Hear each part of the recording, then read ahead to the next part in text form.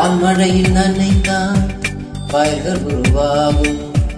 ஆண்மழையில் நனைந்தால் புல்கள் உருவாகும்.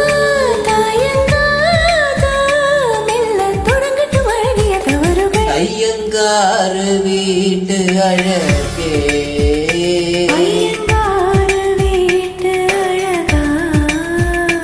ஐயங்காறு வீட்டு அழகே,